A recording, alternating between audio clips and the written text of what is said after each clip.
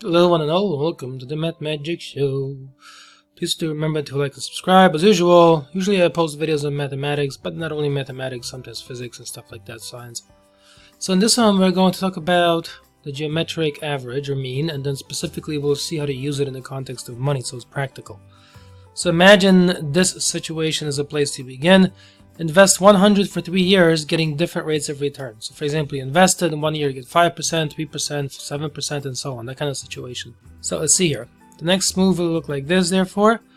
Imagine that year 1, the return is 5%. So you invest $100, and when you multiply by 1.05, that 0.05 represents the 5% return.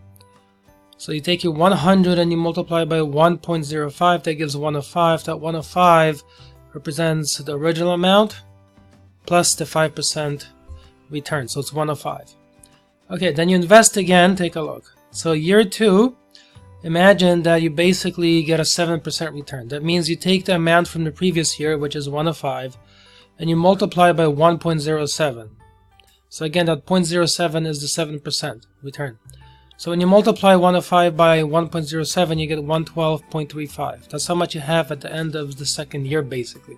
Okay, then at the year number 3 here, it's going to look like this. Year 3, imagine the return is 3%. So you take your 112.35, which is the amount from the previous year, and you multiply by 1.03. That 0.03 represents a 3% return. And that gives you 115.7205 as your value. That's how much you have at the end of the third year. A common question might be the following. This up here is 5%, then we have 7%, and then we have 3%. So the question is, what is the average rate of return? You might be tempted to simply add those up and divide by 3 because there are 3 of them. So let's see whether that will work or not, okay? So I will do that simply by doing 0.05 plus 0.07 plus 0.03. Then you divide all of that sum by 3 and that gives you 0.05. In other words, 5% is the average rate of return. But the only question is this actually true? So how do you check that? It's not so obvious with all of these, calculations. So this is how you can check. For that to be the average rate of return, it would have to be true that the following is true. Take a look. That's just how averages work. If you take in year 1 and you get a 5% return, it's going to give you 100 times 1.05, which is 105. So that matches the 105 from year 1 from the first set of calculations, correct? But now look very carefully. Year 2 at 5%. So again, why am I doing this? This is a bit different from year 2 up above. That was at 7%. The reason is, if this is really the average amount, the average rate, then what it says is the following. This is the essential concept, not just of this average, but many averages. You can take your 3 different rates, like 5%, 7%, and 3%, and you can replace them with the average rate. So this is a little bit different. Take a look. 5%. So year 2 at 5%.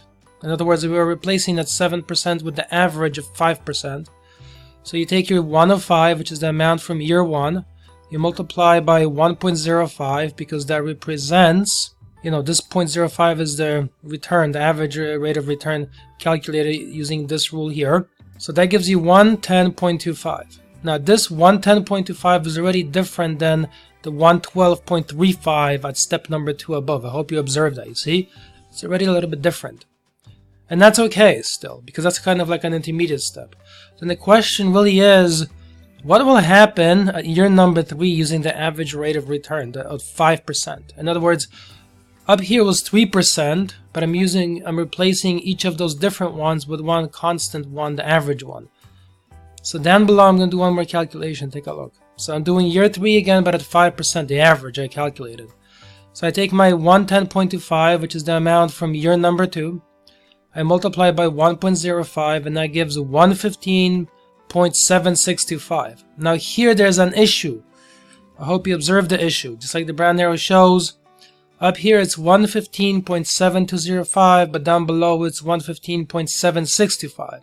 While this way of calculating the average rate of return produces numbers that are not, radically different, they're also not the same.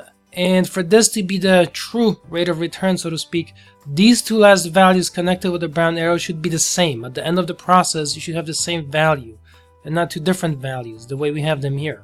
So how do you fix that? Here's a possible thing that you can do. Take a look. Because you have multiplications are involved, like 100 times 1.05, 105 times 1.07, 112.35 times 1.03, you can find instead the average using the geometric mean. So that looks like this. We have three values. That means here you're going to use the third root symbol in that position. It's the third root or the cube root of the product of 1.05 and 1.07 and 1.03. And that gives us this number, 1.049873. Again, notice this number is really close to the 1.05 that we got above, that we were multiplying each number by after we did the average. So this is very close, but it's different enough for the following reason. Take a look. Go through the calculations again. Year 1 at 4.9873%. So in this calculation above my head there, you have 1.049873. That portion after the decimal, that's the rate of return basically. That point is 0.049873. Then you write it as a percent. As a percent, that's 4.9873%. Okay. All right, and the 1 is needed because the 1 works basically like this.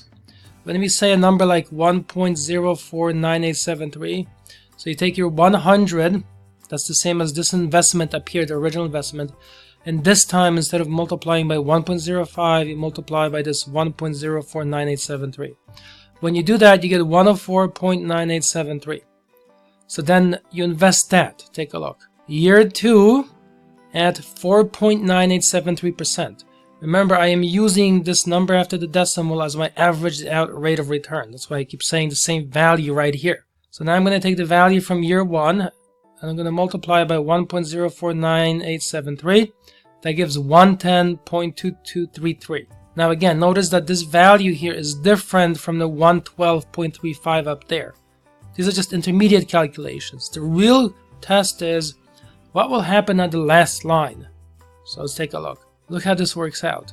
So again, year 3 invested at 4.9873%. You take the amount from year 2, you multiply by 1.049873, and notice that it gives you exactly the same number as above. In other words, see, these two values are now identical. So this is 115.7205, and then this is also 115.7205. That's not by accident. Okay? So what it's telling you is the following, that the average of 5%, 7%, and 3% is not 5%. Using this approach, it's 4.9873%. And you find that using the calculation that looks like basically what is known as the geometric average or the geometric mean. So for example, here I'm averaging only 3 values, the 5, 7, and 3%. But for example, if I had 10 values to average out, then I would put up here the 10th root. In other words, it would be a 10 in the index of the root symbol, and then I would have my 10 numbers under the root symbol rather. So this is a kind of interesting application of averages in a practical situation. That is it from me. Thank you so much for watching. Please leave a like and subscribe, and I will see you in another mathematical video.